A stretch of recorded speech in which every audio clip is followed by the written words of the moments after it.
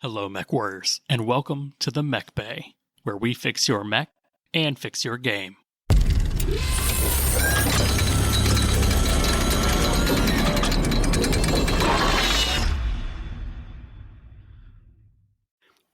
Hello, everybody, and welcome to the Mech Bay podcast, your number one source for everything casual up to competitive tabletop Battletech content. I'm your host, Josh. And I'm your co-host, Dustin. Today, me and Dustin talk about the unsung heroes of the Inner Sphere, the tanks, VTOLS, general armored vehicles, and the poor, bloody infantry who spot for our LRMs, or as I'm calling it, the right to bear combined arms.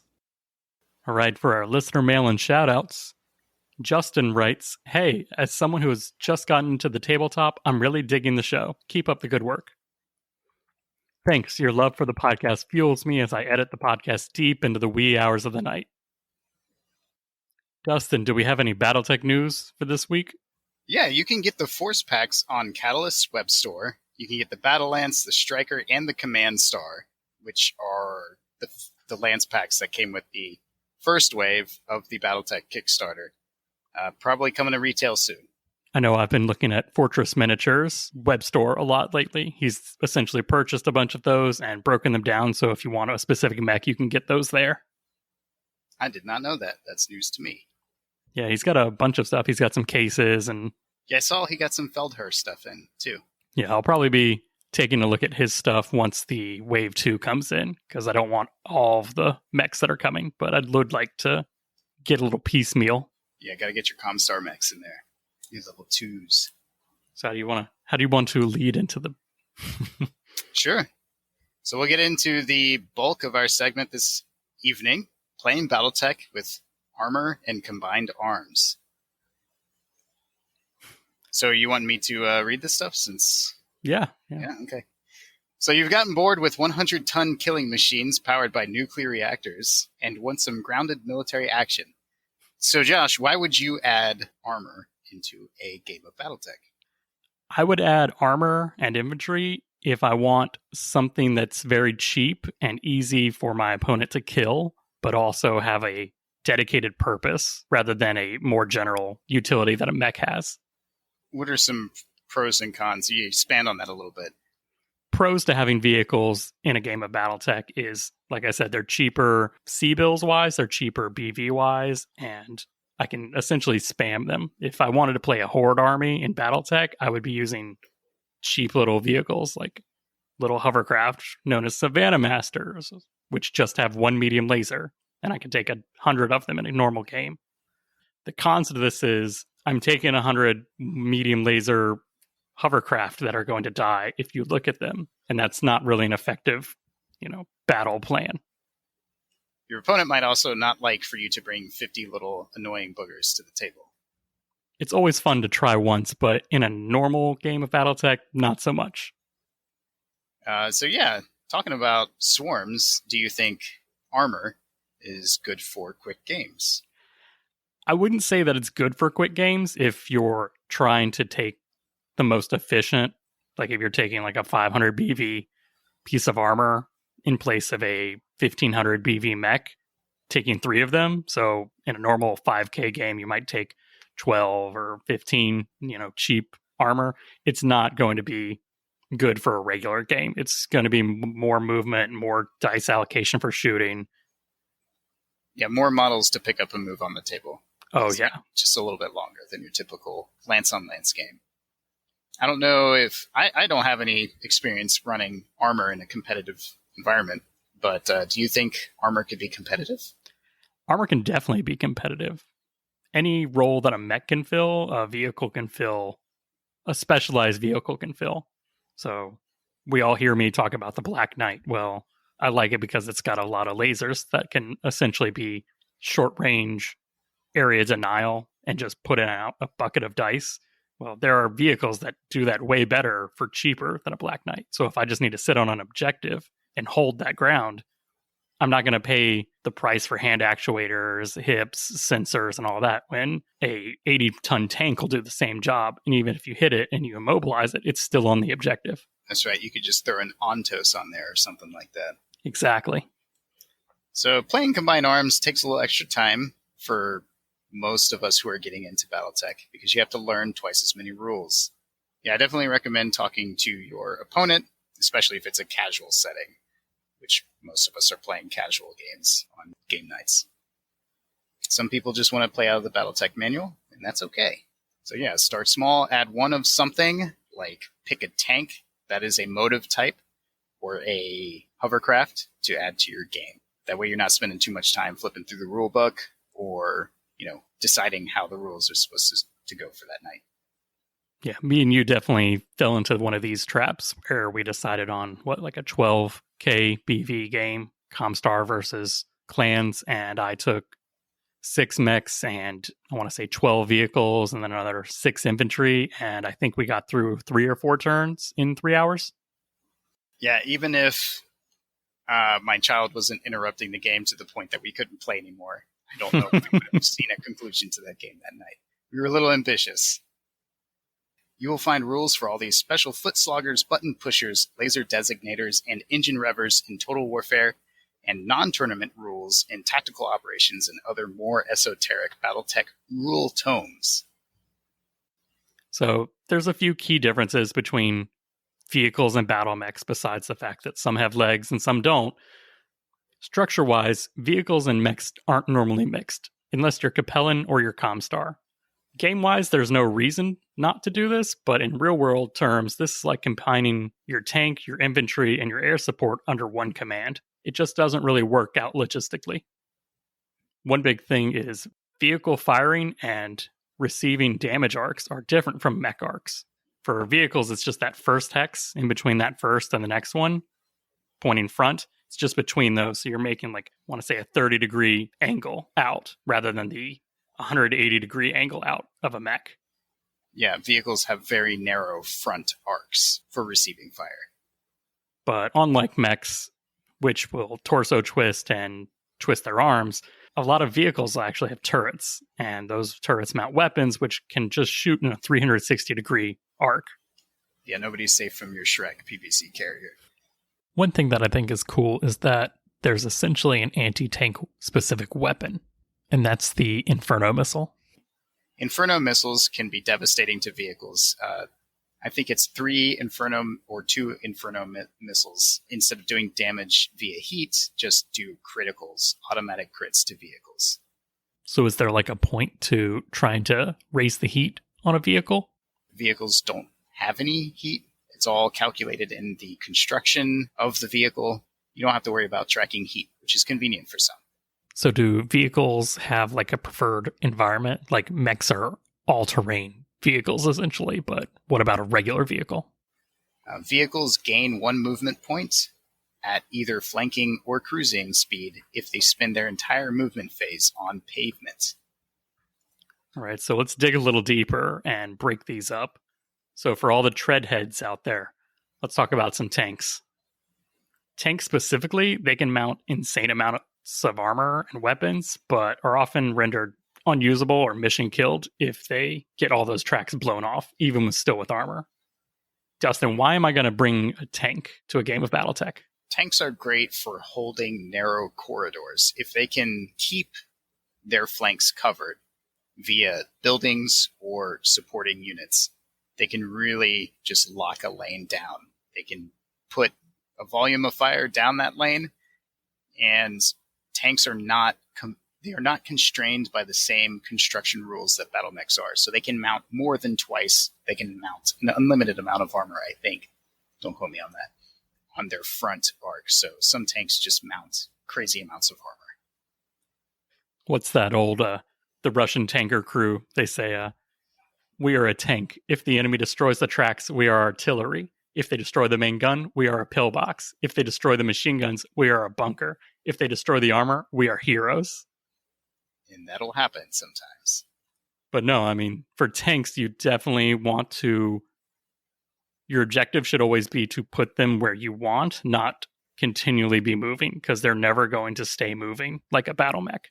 They're going to get motive critted, their tracks are going to get blown off, or they're going to be immobilized due to some other reason, and they're just going to have to sit there, and you pray to God that they sit where they are somewhat effective. Yeah, and if you're using forced withdrawal in a game, this is going to make tanks even less effective, unfortunately, because the crew will bail once the tank is immobilized.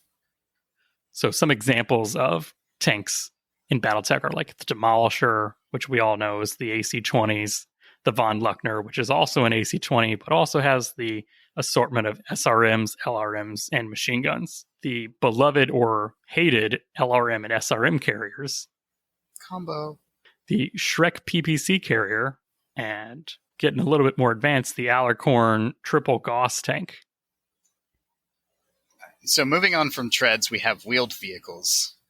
In my opinion, wheeled vehicles are the worst of all worlds. They have too many movement restrictions, in my opinion. They are too vulnerable to mobility crits, in my opinion.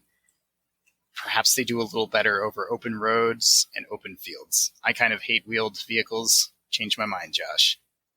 I mean, I can't really change your mind against a wheeled vehicle, but they're at least going to have the normal ability to get further than that tracked vehicle is before they're immobilized. Like they're going to take less armor and less weapons to get that little bit more speed. Yeah, they are a little faster, I guess.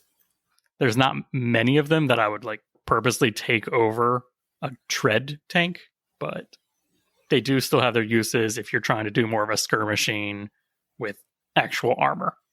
They can be fluffy, too. How can they be fluffy? I don't know. I don't actually have a defense to my argument.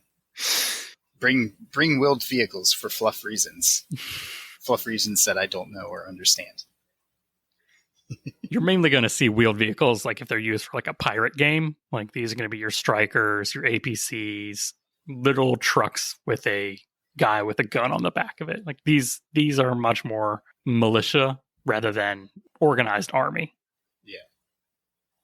So next we got to talk about hovercrafts. Hovercraft are silly fast and can cruise over water, but suffer from mobility, crits, and light armor. Josh, have you ever put hovercraft on the table? I actually have. So I'm a big fan of like the Gabriels, it's the weird Comstar alternate of the Savannah Master. It's a 1 medium laser hovercraft, but it has a turret, so it's actually good. Nice. I like those. I like Pegasus. I like Harassers. I even like the Conga, which is the weird hovercraft with actual jump jets on the side. So it's the most versatile, yes, also crappy hovercraft because I'm 90% sure it takes a PSR every time it lands back on the ground. I only know about 50% of the names of hovercraft you talked about, so excellent. Yeah, I mean, that's just one of the things that hovercraft are more rare, but also very lightly armored and normally lightly gunned, so there's not a whole lot that you can do to kind of keep those on the table. Like you're never going to make an all hovercraft force and expect it to survive with survive with less than 80% attrition. Like they just do not take the shots. So when I'm using hovercraft, I'm always trying to think, all right, I either have to wait for the perfect opportunity to shoot, or I have to wait until they're not expecting the hovercraft to get behind them and then shoot, which is really the same thing. But if they're constantly expecting the hovercraft, it just doesn't work out. Yeah, I think hovercraft take either a +3 or a +4 on the motive crits when you roll that motive crit, and they're just rendered, immobile, which is their biggest asset is their mobility, and it's the thing they lose the quickest. Anecdotally, I can say I like Pegasus with the 2 SRMs. Yeah, that one's fun, especially because the 2 SRMs are in the turret, so I can fly by you without having to really worry about turning. Like, I actually have decent rear armor for most of those, so it's fly on by, turret turns back, fires, and next turn I'm either repositioning for another strafing run or I'm going up against the guy on your whole other side of your flank. So next we're going to move on to VTOLS, vertical takeoff and landing armor. They're nimble hunters that go down quickly and are often relegated to sniping because of their fragility. Those rotors, they get taken out quickly. Other uses for VTOLs is, recon and transports. What would you say is the best way to play VTOLs? So they really are your light air support. They can't stand a inner sphere 30-25 brawl without just going down immediately. Like if you look at them, they die. There's not a lot you can do to prevent that from happening. So you really have to play on your movement. You have to play on your range, and all the lessons that you'll learn from playing a hovercraft, you're going to have to apply those twice as hard to a VTOL. I haven't put a lot of VTOLs on the table, but I hear that LRMs and Gauss rifles and AC-2s, other long-range guns, are great on them. You want to keep them out of harm's way, beyond the touch of the enemy, and just harass with them. Or you want to use them as bait. Try to get your opponent to move out of position, make a bad play to try to get that harasser. Oh, definitely. I mean, no one wants to shift 80 tons of battle mech to kill 30 tons of one large laser that's flying around with a +4 to hit. Like, that's just not worth it game-wise. But if you can make them do that, if you can make them turn their entire battle mech around to try to shoot the one VTOL, then that VTOL's essentially paid for itself for a turn. Like, think of it as trading BV to make someone think somewhere else. Absolutely. But yeah, if you can put a long-range weapon on a VTOL, that's even better. Like, then you can actually start using them offensively. So the last piece of modern, realistic armor that some people like to see in their combined arms game is artillery. But artillery kind of has its own special set of rules and its own... And I feel like artillery plays a little differently in Battletech than it does in other tabletop war games. Artillery can be fun for narrative games. Ranges are measured in literal map sheets, and a lot of us don't bring 17 map sheets to the local game store, so they can be fun for narrative play. There are abstraction rules that you can find in the rule books. Instead of putting that long tom on the table, you can just pay BV for a long tom strike. So they can be fun for narrative, but they're not necessarily reliable enough for regular play. An artillery vehicle will hit on the same map sheet, so that's 17 hexes away in the same turn. If you go longer range than that, you're going to have to wait a turn. You write the hex that you're aiming for down in secret. You reveal it. There's a whole bunch of rules. They kind of slow down the game competitively. I don't even know if a tournament organizer would let you bring artillery to a tournament. What do you think, Josh? I'm going to have to agree that they slow down the game. Like, they are much better for the narrative. Or I kind of wish there was the abstract, like, hey, everyone gets their single long tom artillery blast that they can put down at certain BV values, but they're also just too random to actually put money down on being useful. I've heard it talked about that to make artillery effective, you have to use multiple artillery, and then you're really just taking an artillery support lance, essentially. And at that point, you're not really just playing with your opponent, you're just kind of like nuking him from orbit. Yeah, I've brought artillery on mech platforms. I don't know if I've brought artillery on a vehicle platform, which is what we're talking about today. But I honestly feel like they just kind of don't fit too easily into the standard Battletech game. I think that's because they're not interacting with the battle mechs that are on the table. They're interacting with the terrain that's on the table. Like, they're aiming for the battle mech, but the chance of them, it's not just hit or miss. It's miss, but how much do I miss? So then you have to take that all into account. Yeah, you roll on some tables, see how far your shot misses. I wouldn't bring them for a competitive game or a pickup game. I'd be like, hey, for the final mission of our 2-month-long campaign, you're assaulting a fortress under artillery, and you have to, hey, guess what? Take the assault mechs to get through that. That's right. All right, now for the piece de la resistance. The boots on the ground. So those unsung heroes who fight and die underneath our mech's feet, also known as the frontline infantry. So you've got your few different types of basic infantry. You've got your foot infantry, which come in squad size and platoon size.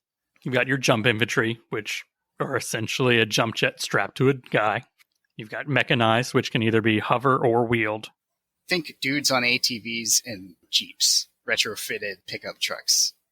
But unfortunately, no matter how many ways that you can wrap infantry in a vehicle to get them across the table faster, they're still really squishy, and they still take a lot of damage, and even more damage if they're in open terrain. So what kind of weapons can the infantry bring to the field? So your standard infantry can take either the laser gun or the machine gun, and the machine gun does more damage at closer range versus the lasers less damage at longer range. If you get a little bit more advanced, you can take infantry with field guns like autocannons. You can take infantry with dedicated weapons like LRMs or SRMs or even flamers if you need them to do a specific job. But no matter what, they're still infantry, so you're going to put them into forest and buildings and they're going to hide. Yeah, outside of narrative reasons, I feel like they do a few things very well. You know, they can dig into cities and forests like Josh was talking about. They really want to be in cover. They desperately need to be in the cover. Their advantage is that you've got mech scale weapons do less damage to infantry in buildings and when they're in forests. You want to make sure you keep them there. The big thing always to remember is infantry are slow. Over the course of a game, you're not going to get that far. They're not going to get far and be effective. So don't think of infantry as being alone. You're going to either need to buy them something to get them to the middle of the field, or you're going to have to take infantry that come with a transport. One important thing to remember about your ground pounders is that they can spot for LRMs and move in the same turn without taking a penalty. They make great spotters. Digging a squad or platoon of infantry into a building or heavy woods and just using them to spot for your LRMs, that can be competitive. Your standard platoon of infantry can also hold their own against lighter mechs. So, you know, your stingers and wasps actually have to be careful around infantry. Like, they can still do damage. Like, yeah, a regular infantry platoon. They can still pump out some damage. They can also do leg attacks. So if the infantry find themselves, you know, close to mechs, sometimes they can deal critical damage to the leg locations on a mech. You roll for a chance to crit if I remember correctly. So special mentions for armor and combined arms is naval assets. They exist. I've literally never put them on the table. Good luck. Aerospace sounds interesting. Also, never put it on the table. Wing and ground effect vehicles, for some reason, exist in Battletech rules. They're like a plane, but they fly close to the ground. Good luck with those. We don't know anything about them. Now we're going to get to why we're really here is, what are our reservations with using vehicles and infantry, and why don't we do it more often? Yeah, so battle mechs are the stars of the Battletech universe, and I really feel like it shows in the rule book. There are certain things that vehicles and infantry definitely do better than mechs, so you should try them out sometime. They're fluffy, they make sense. You know, the majority of a house unit is going to consist of armor and infantry, so they're really fluffy to bring to the table. And they're fun. I like to play with them, but I haven't played with them a lot. Yeah, I personally don't like them just from a great, I have more models. And the reason why I like Battletech is because it's like 4 or 5 or 6 models. And now you're getting into, okay, we're above 6 and I have 5 fingers. It's hard to count past 5. I'm really pushing that. Intersphere players can count to 4, Clan can count to 5, and Comstar can count to 6. And that's why Comstar beat the clans. Yeah, it really is. We have limited experience with, you know, combined arms. We have put them on the table. They can be fun, but we feel like the fun is also limited with them. So try them out, see how they go. I mean, everyone loves having a dedicated, hey, this is my LRM carrier, and I'm going to put 60 LRMs downrange. But at that point, I'd just rather take an archer. Or a longbow. Yeah, and shoot 20, 40, 60 plus LRMs, but also be able to walk and do the rest of the game. Yeah. And there is a reason, fluff-wise, why battle mechs are the king of the battlefield, and that is mobility. Armor, treads, wheels, hover. You'll find that reflected in the rules. They're really limited on where they can go on the battlefield, which strategically limits them. And they're easy to flank, which is devastating sometimes. So, Dustin, if you were to add combined arms into like a more organized pickup game or a tournament setting, how would you do that? I would limit the number of vehicles you can bring of a specific type. Vehicles get real cheesy real fast. And I would limit the unit composition. I would probably go with like a 50-50 split. You have to bring as many battle mechs as you do vehicles to keep the initiative sinking cheese to a minimum as well. I would agree on that. I would say at most you can take 4 mechs and 2 vehicles. Like I would still have the same BV limit. So if someone doesn't want to take vehicles, they don't have to. They can just take, hey, I'm going to upgrade my light mech to a medium mech for that same BV. But I would definitely keep a number of vehicles on the table low to like 1 or 2, which is normally going to be something that's dedicated, like an SRM carrier, an LRM carrier, a sniper, like an Alarcorn. So something that's not going to slow the game down completely. I know from just being on the internet, I don't interact a ton with Alpha Strike, but I know a person has run Alpha Strike tournaments, and even in Alpha Strike, they limited the number of vehicles that you could bring to the table. Another thing that I don't know if we've touched on so far is that bringing combined arms to the table will make certain variants of mechs make sense. The Flamer seems like a weird weapon on a battle mech until you roast half of a platoon of infantry and laugh maniacally while you do it. I mean, we kind of touched on vehicles are much better for narrative games, but I definitely think that 1 or 2 would be good. Like, I would love to take the Demolisher or an Ontos and just play a game of, hey, I have to protect an objective, so I'm going to bring rather than pay the BV for a mech to do that, I'm going to pay the BV for a vehicle to do that.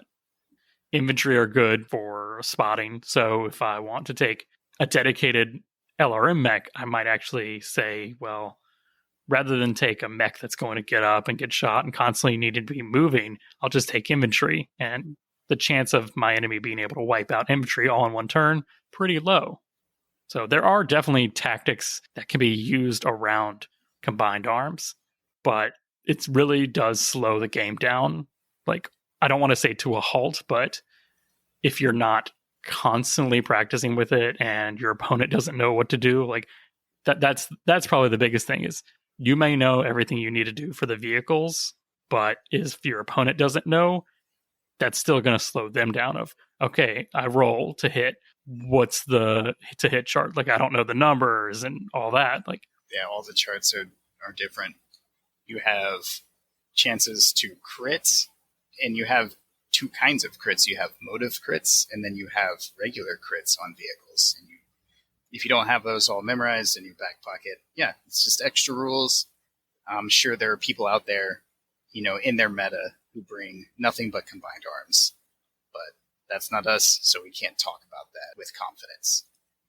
Yeah, I mean, for most vehicles, you're going to be taking a motive crit, at least 1, possibly 2 or 3, every time you get shot, just because of the way the damage tables are set up.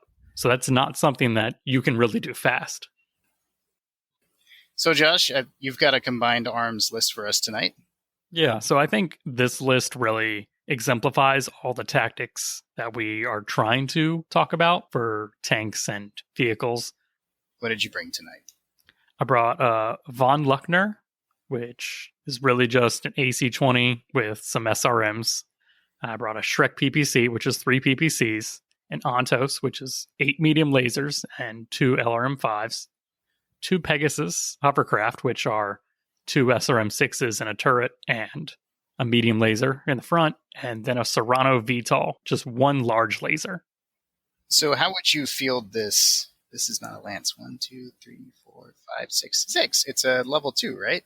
Yeah, so this is essentially a Comstar-esque Lance. This is before all the Helm memory core, so this is all using regular intro tech levels. So you're going to bring this level 2. It's called that, right? Yeah. So you're going to bring this level 2 to the table. How do you think about deployment? How do you think about the engagement tactically with this list? I broke this up into essentially 2 sections. I've got my hard hitters, which are the 3 tanks, and then I've got my harassers and flankers, which are the 2 hovercraft and the VTOL. I don't have a lot of LRMs with this, so I don't have to worry about spotting and using the VTOLs and the Hovercraft to get those good angles for LRMs. Like, I do have LRMs, I just don't have a dedicated LRM platform. I have the von Luckner, which wants to hold the midfield and give that area denial with that AC-20. I've got the Shrek PPC, which is going to sit behind it and dare anyone to come even closer than that. And then I've got the Ontos to really just hold down a side and say, are you feeling lucky? Because I have 8 medium lasers, and I don't need to hit you with all of them. I just need to hit you with some of them. Just a couple 5-point punches. Yeah, because what's 8 times 5? Oh, that's right. That's 40. So if I hit you with half them, then that's a PSR. And PSR is the goal of Battletech, right? Especially so when using combined arms, because every time that they fall down is another turn you get to shoot them and keep them away from you. Because once they get in close range, it's not so much them getting their short range weapons in, it's more so the flanking. So if they get to your side, and that's going to really take motive crits, damage crits, your vehicle's lifespan is going to be measured in turns rather than hours. So your Pegasus and the Serrano? Mm-hmm. Yeah. So your Pegasus hover tanks and your Serrano, what are you going to be doing with those, the other half? So those are essentially going to be waiting in the sidelines until the von Luckner's AC-20 connects, and they're going to try to throw salt in the wound, essentially. I've got the 20-point damage from the von Luckner. I've got 3 10-point damages from the Shreks. Everything else in this list is really trying to exploit the holes that those 2 tanks make. The Serrano is there to harass the backfield, and if they have a light mech, it's supposed to just focus down on that. But the Pegasus are there to chase any light mechs that are trying to get to my flanks, but also, like I said, roll for those criticals. Yeah, so what do you think about the list? Yeah, so I think the list is pretty all right. I'm looking here, I see the classic short range, long range, hard decision for your opponent. You've got the von Luckner and the Ontos daring you to close the gap with the Shrek. I like the Pegasus and the Serranos or the Pegasuses and the Serrano for harassing the lighter assets of the enemy. If I were to armchair general this list, the only thing I could see is kind of a lack of, the Pegasus hover tanks and the Serranos might possibly have a hard time holding up the flanks of the von Luckner, the Shrek, and the Ontos. Now, there are 3 of those tanks, so they could cover their own flanks a little bit, but I would worry perhaps that they could still be easily flanked or, more easily flanked. But yeah, I'd like to, play against this list and see how it fares on the table. Like I said, I mean, I actually threw this lance against our Merrick lance from last week just to get a feel for how a all mech versus all vehicle list would do. And I'll admit, I was only able to kill the Grasshopper and the Blackjack and get the Centurion down to about 60% armor. Did you find that your vehicles were suffering from, the classic ailments of, motive crits and weak flanks? I would say that they suffered more from terrain. I actually put this on one of the Game of Our Combat maps sheets, and anytime that my opponent, even Princess, could put a forest or a hill in between me and the vehicle, there was no way, like none of my vehicles had the mobility to get around that. So the first couple turns was just spent trying to get firing arcs on the mechs.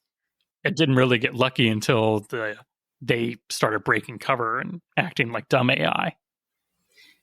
Yeah, I think that's one rule difference that we didn't touch on earlier in the podcast is that vehicles are only 1 hex high, whereas mechs are 2 hexes high.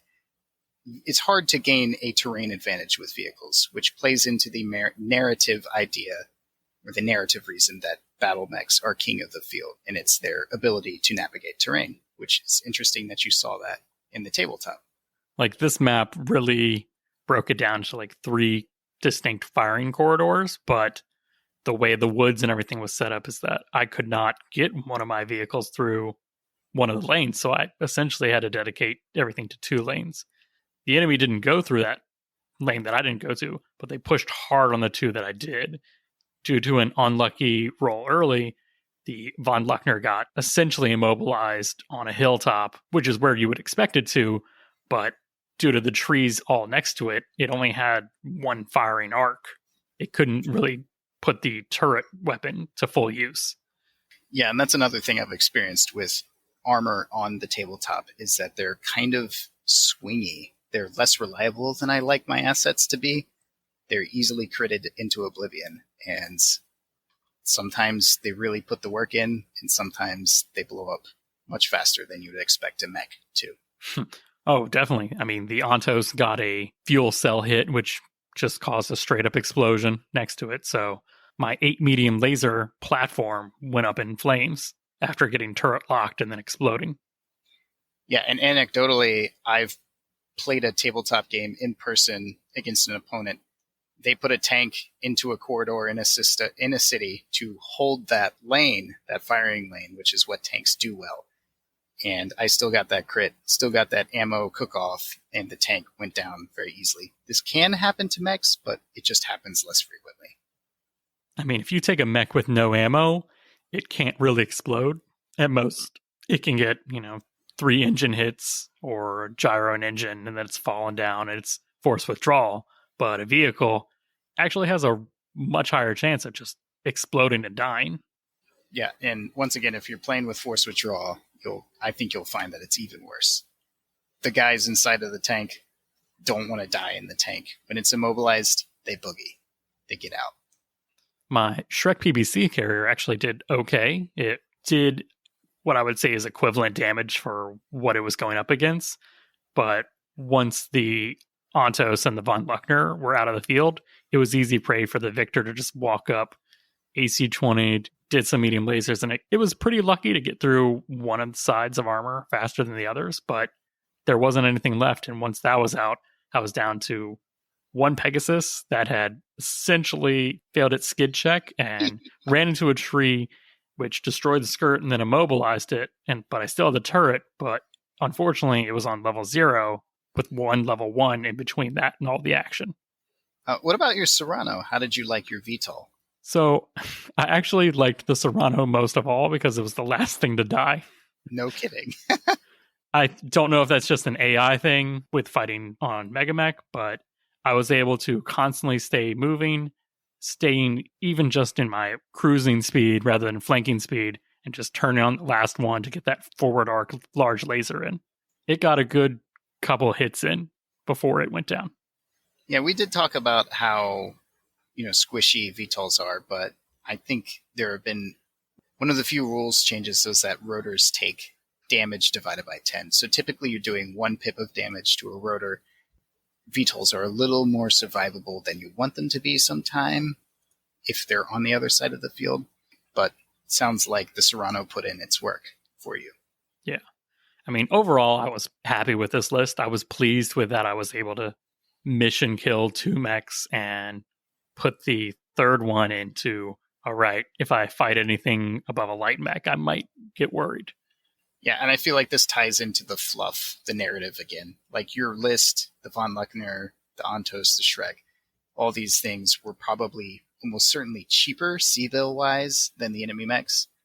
Sometimes we play narrative games where we're talking about C-bills, and sometimes we're just playing by the battle value. We're playing our pickup game. So... yeah, I mean, I probably brought more weapons and more ability to do damage than the mechs. It's just I did not have the survivability and maneuverability that they had. And that really affected my game. Yep. I feel like that really wraps up the overarching theme of infantry and vehicles. Less survivability, less mobility, and they're cheaper.